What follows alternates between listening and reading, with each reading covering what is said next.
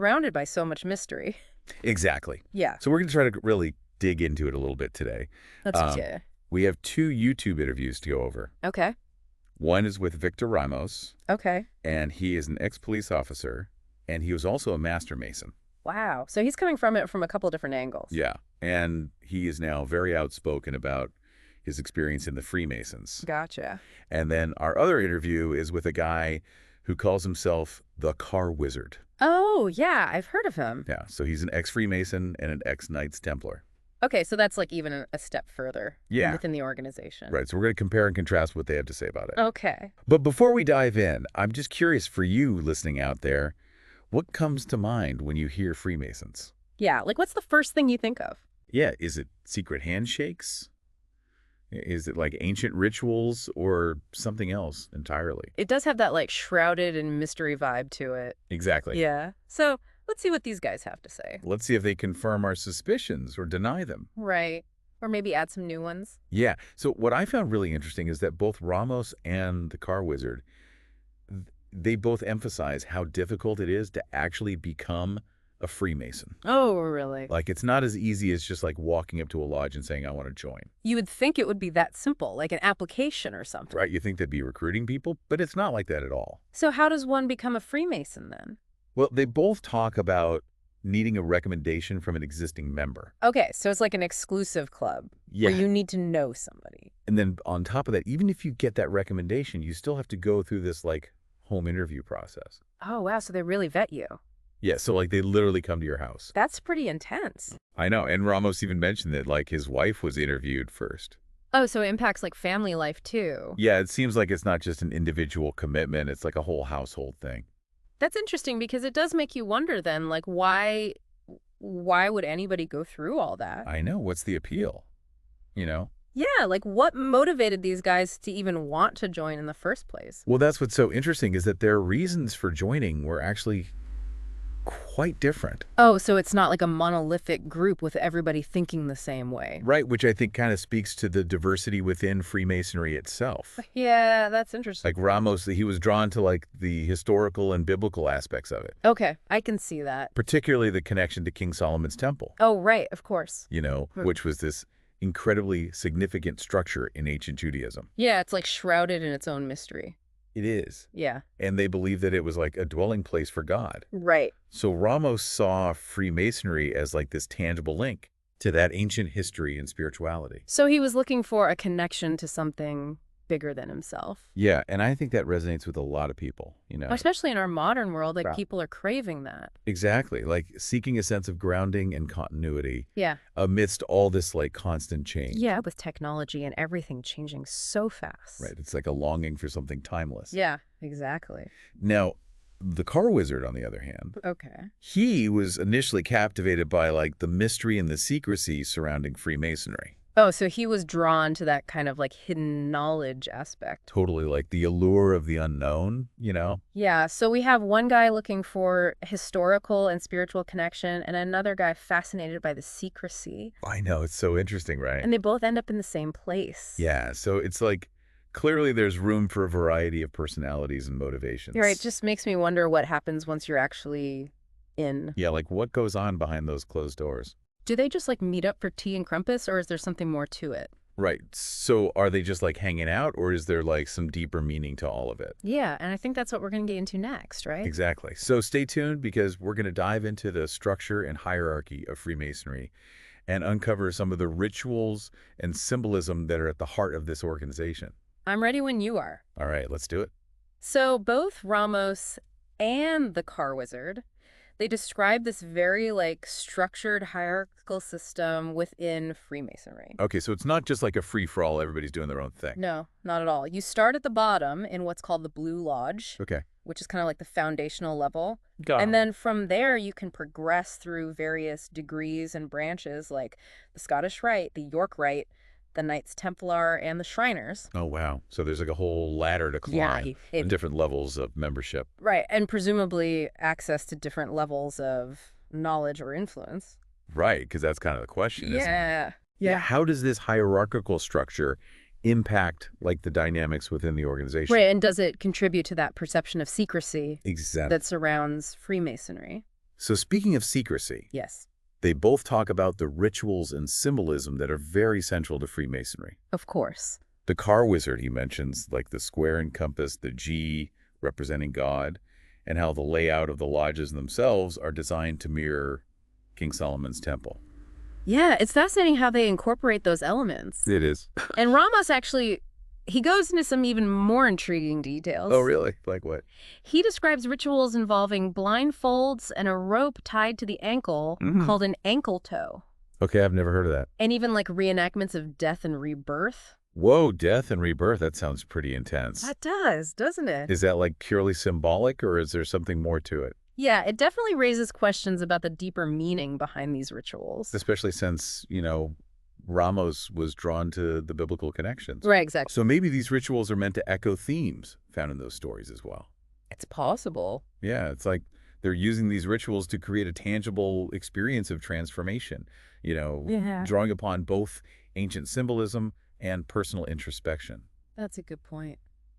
But Ramos also mentioned something that he found unsettling: Oh, what's that? the avoidance of facing north, Huh. which is a direction associated with God in some beliefs. Oh, that's interesting. It seems deliberately symbolic, wouldn't you say? It does raise questions about the organization's relationship with traditional religious beliefs.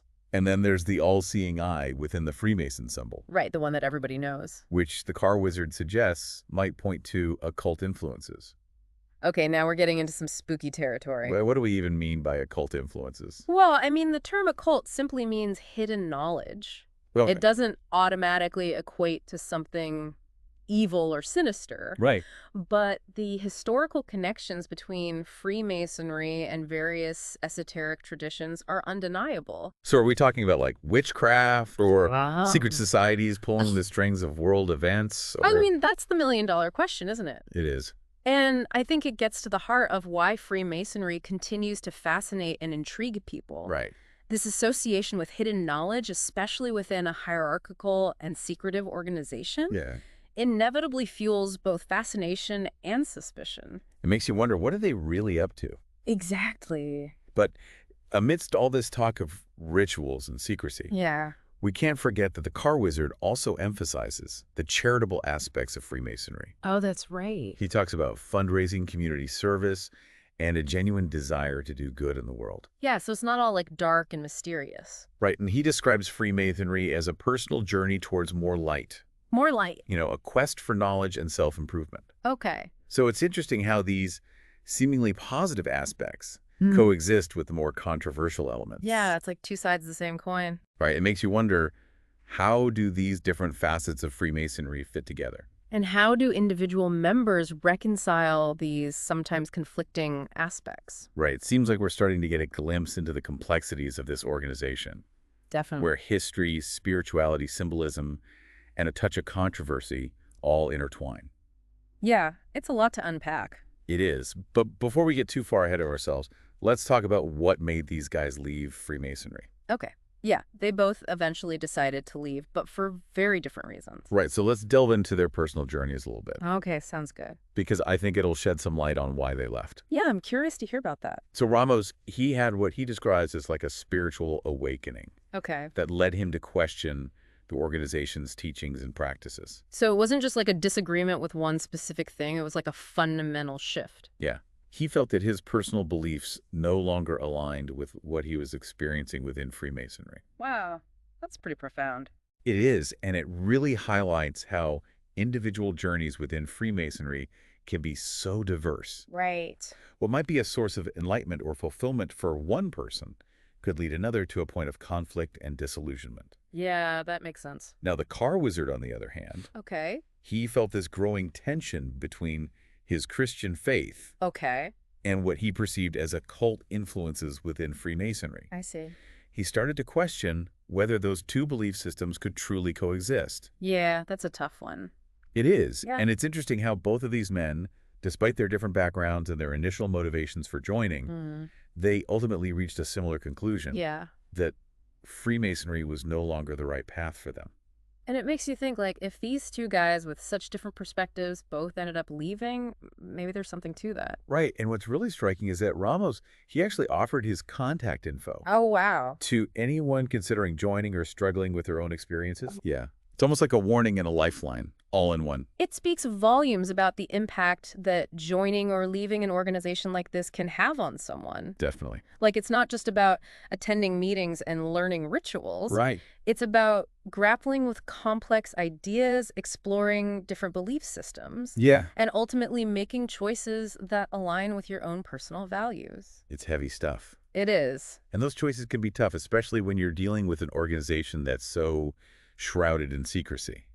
Right. Speaking of secrecy, we can't ignore the elephant, or maybe the all-seeing eye in the room. Oh, boy, here we go. The Illuminati. Dun, dun, dun. Neither Ramos nor the car wizard directly encountered this legendary group, Okay. but they both seem to believe in its existence. Interesting. And they suggest that there might be ties between Freemasonry and the Illuminati, Okay. with the latter representing a higher echelon of power and influence. So, like, the Illuminati are the puppet masters and the Freemasons are the puppets. Yeah. Do you think there's any truth to these claims, or are we venturing into conspiracy theory territory? Well, I mean, the Illuminati certainly hold a powerful place in popular culture and conspiracy theories. They do. They represent this fear of hidden control, of powerful forces operating behind the scenes, shaping world events to their own advantage. Yeah, like that there's this group of people controlling everything. It can be a little unsettling. It can be, but it's important to approach these claims with a healthy dose of skepticism. Of course. Just because an idea is popular or widely believed doesn't necessarily make it true. Right, so how do we separate fact from fiction when it comes to secret societies and their alleged influence on global affairs? That's the challenge, isn't it? It is. We live in an age of information overload, We do. where it's easy to get caught up in sensationalized stories and unverified claims. Hard to know what to believe. It is, but that's where critical thinking comes in. Right. We need to question our sources, consider different perspectives, Yeah. and look for evidence to support or refute these claims. And sometimes, even after all that, we're still left with unanswered questions, That's true. which can be frustrating. It can, but it's also part of the mystery and the Yeah. intrigue. So let's shift gears a bit Okay. and go back to the symbols and rituals that Ramos and the car wizard described. Okay. The square encompassed the G representing God, the lodges mirroring King Solomon's temple. Right. There's a lot of symbolism at play here. There is. What do you think is the significance of this symbolism? Symbolism is a powerful tool. It is. And it's been used throughout history to convey complex ideas, evoke emotions, create a sense of shared identity. Yeah, like think about religious symbols or national flags. Exactly. They all carry so much meaning. Right. And in the case of Freemasonry, these symbols seem to serve multiple purposes. Like what? They can be seen as reminders of the organization's history and traditions, Okay. visual representations of core values and beliefs, And and tools for personal reflection and transformation. that makes sense.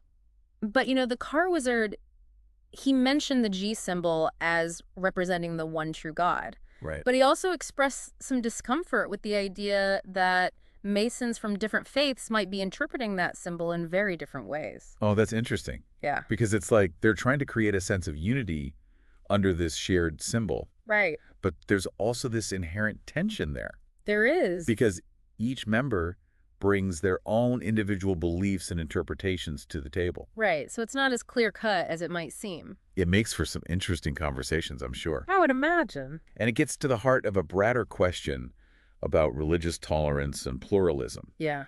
Can individuals from diverse religious backgrounds truly find common ground within a shared symbol or set of rituals? Or does that lead to a watering down or even a distortion of individual faiths? Right. These are questions that have been debated by theologians and philosophers for centuries. Exactly. And they're certainly relevant to the experience of being a Freemason. And then there's the whole death and rebirth ritual that Ramos described. Oh, yeah, that one was pretty intense. What do you think is the symbolic meaning behind that? Well, the concept of death and rebirth is a recurring theme in many spiritual and philosophical traditions. That's true. It can represent a process of transformation, of shedding old beliefs and identities to embrace something new. Right, like a caterpillar transforming into a butterfly. Exactly. Complete metamorphosis. And in the context of Freemasonry, This ritual could be interpreted as a symbolic representation of the journey of self-discovery Yeah, and personal growth that the organization promises its members. like a symbolic death of the old self and a rebirth into a new, enlightened self. It's certainly a more memorable way to learn a lesson than just reading it in a book. I'll see. So it seems like we're starting to uncover a lot of the nuances and complexities within Freemasonry. We are. It's not just a monolithic organization with a single set of beliefs and practices. It's a tapestry of diverse perspectives, individual journeys, and sometimes even conflicting interpretations. That's a great way to put it. And it reminds us that even when we delve deep into a topic like Freemasonry, we're only scratching the surface. Always more to learn. There are always more layers to uncover, more perspectives to consider, and more questions to ask. Exactly. And speaking of questions. Oh, you have one? I do. There's one more intriguing detail that Ramos mentioned that I can't help but bring up. Okay, lay it on me. He suggested that there are individuals, both male and female, who hold positions of power within Freemasonry and who are actively involved in witchcraft. Whoa, hold on, witchcraft. Yeah, he even claimed that some politicians are heavily involved in these practices. Okay, now that's a bold statement. It is, and it's one that we need to approach with a healthy dose of skepticism. Of course. However, it's important to remember that Freemasonry, like any large and diverse organization, likely encompasses a wide range of beliefs and practices. While the core tenets of Freemasonry may focus on personal development, moral uprightness, and charitable works, there may also be individuals within the organization who hold more esoteric or unconventional beliefs. So it's possible that there are factions or subgroups within Freemasonry that delve into practices that might be considered controversial or even taboo by Yeah. mainstream society. That's certainly a possibility. Well, it's like a whole secret world within a secret world. And it wouldn't be the first time that a seemingly mainstream organization has had hidden or lesser known elements operating within its ranks. That's true. It's a reminder that even in our deep dive, we've likely only scratched the surface of this enigmatic organization. So how do we navigate these murky waters and make sense of conflicting information about Freemasonry, Right. especially when so much of it is shrouded in secrecy? Well, that's where critical thinking and discernment become essential. Okay. We need to be aware of our own biases, question our sources, and be open to the possibility that the truth may be more complex and nuanced than we initially assumed. It's a reminder that the quest for knowledge and understanding is an ongoing journey, It is. and that sometimes the most valuable lessons come from embracing ambiguity Right.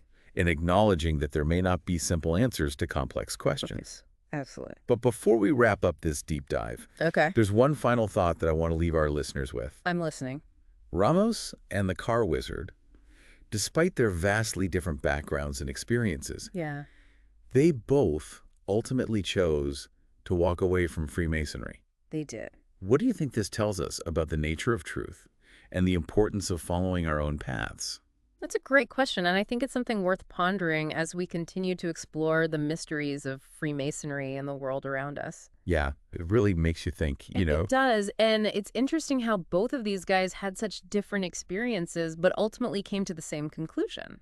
Right, and I think that speaks to the intensely personal nature of seeking truth. Yeah, It and is. meaning like what resonates with one person might not resonate with another. Exactly, and I think that's true of any belief system or organization. Absolutely. We're all constantly evolving, and what fits at one point in our lives might not necessarily fit later on. So it's important to be open to that change, you know, Definitely, like, personal growth often involves questioning what we once believed, and being open to new perspectives. even if it means challenging our previous convictions. So as we wrap up our deep dive into the world of Freemasons, Yeah.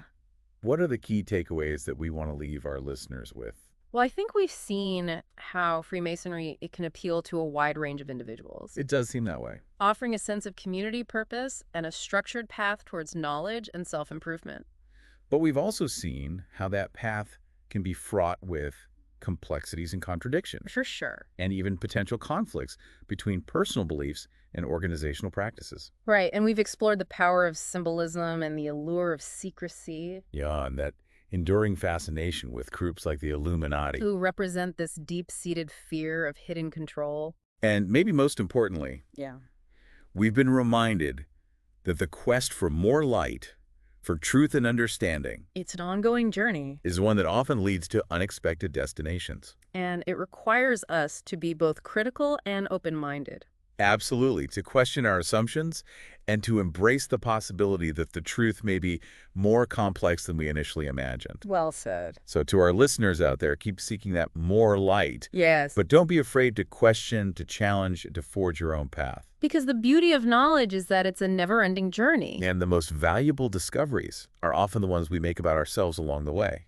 Couldn't agree more. Thanks for diving in with me today. Absolutely, this was fascinating. Until next time. See ya!